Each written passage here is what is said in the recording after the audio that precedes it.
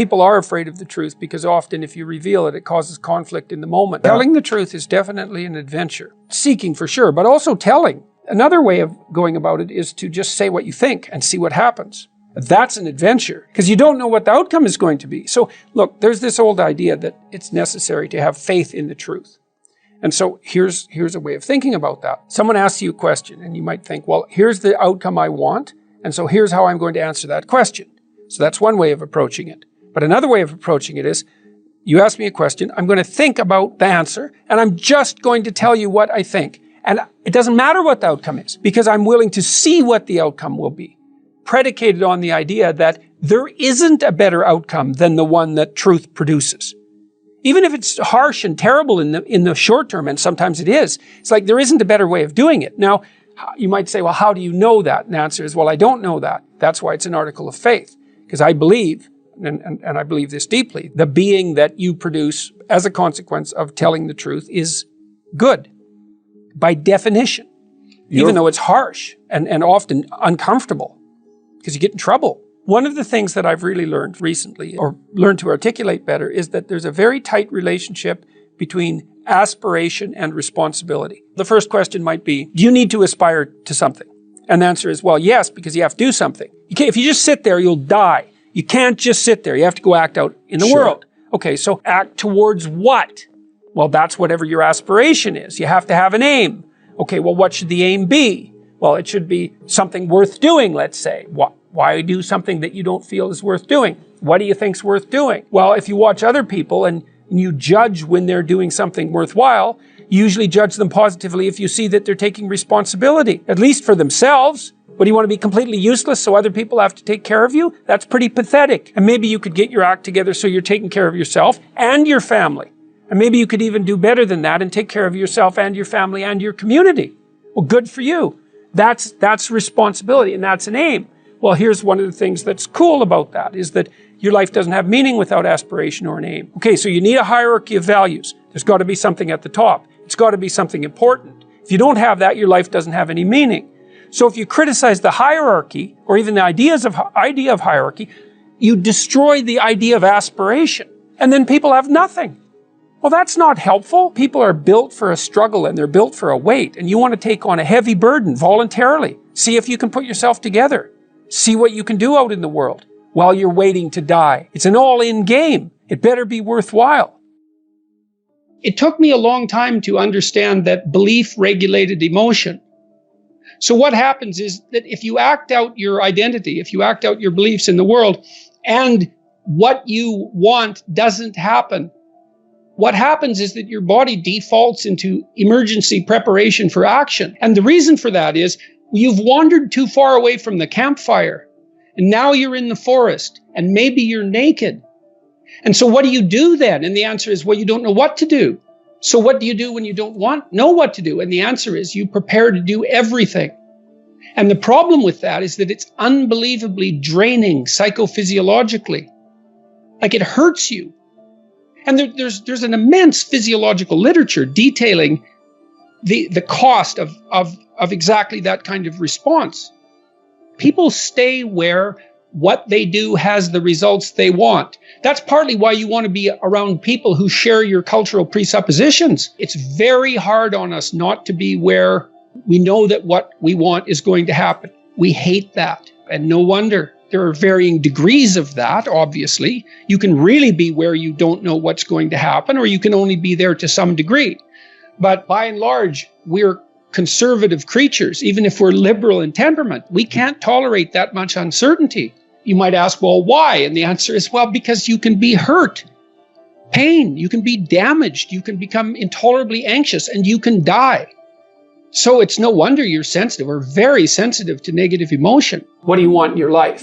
It's a very hard question to answer. You're going to have to put some effort into your life. Set up some aims for yourself, goals that you actually value. You need to be motivated to do that. If you're extroverted, you want friends. If you're agreeable, you want an intimate relationship. If you're disagreeable, you want to win competitions. If you're open, you want to engage in creative activity. If you're high neuroticism, you want security. So now you've got your thing to aim at. Think, well, I'm motivated because I got my thing to aim at. Yeah. It's like you're not as motivated as you could be because you don't yet have your thing to run away from. Because if you really want to be motivated, you want to be going somewhere, and you want to be not going somewhere else. You got to aim at something, otherwise your life is meaningless. Well, what should you aim at? Well, pick something. Aim at it. As you move toward it, you'll get wiser. Then maybe your aim will change. That's okay, but at least it'll change in an informed way. Discipline yourself in one dimension. See what happens. In some sense, life is a game. The analogy is that in life, like in sports, you're setting forth an aim and then arranging your perceptions and your actions in pursuit of that. And that you also generally do it while cooperating and competing with other people. Right. So that's also the game-like element as well. Okay, so once you get your goal structure set up, you think, okay, if I could have this life, looks like that might be worth living, despite the fact that it's going to be anxiety-provoking and threatening, and there's going to be some suffering and loss involved and all of that. The goal is to have a vision for your life such that, all things considered, that justifies your effort. Put yourself in the right frame of mind. Treat yourself like you're someone responsible for helping. You're someone that you are responsible for helping.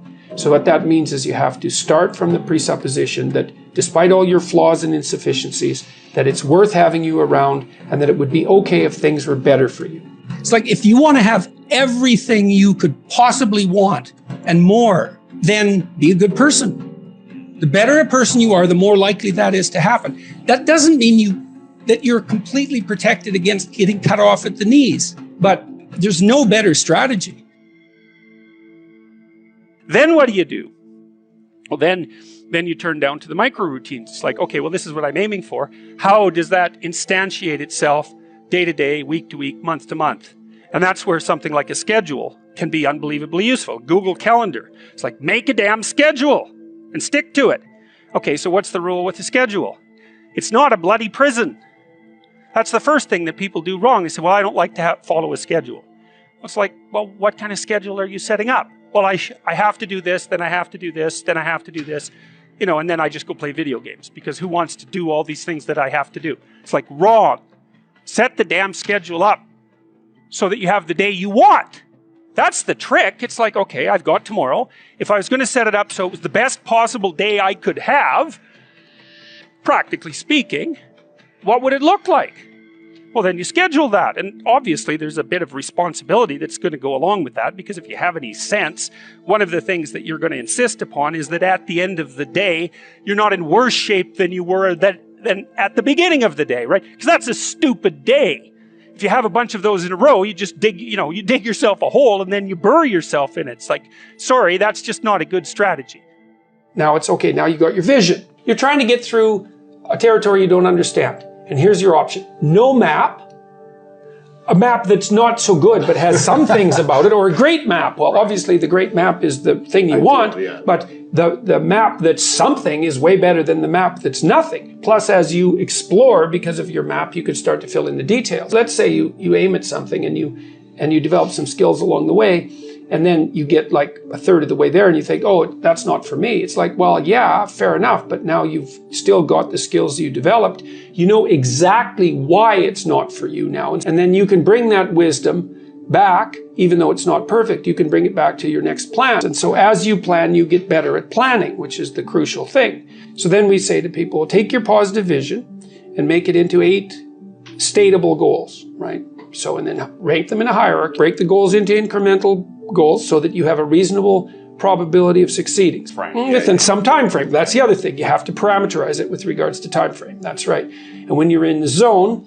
you're expanding your skills in a manner that's intrinsically rewarding because you're succeeding. And so you want to set, if you're good to yourself, you think, okay, I need to set a goal, but I need to set a goal that someone as stupid and useless as me could probably attain if they put some effort into it. Right. And then you've got it perfectly, because it's not so high that it's grandiose or impossible that you fail necessarily and then justify your bitterness. Well, I set a goal and I didn't attain it, so I'm not going to set any more goals. Right. It's like, no, you set a goal that was inappropriate. And you're playing a trick on yourself because you wanted to fail so that you could justify not having to try, which isn't helpful. You're still going to be a victim.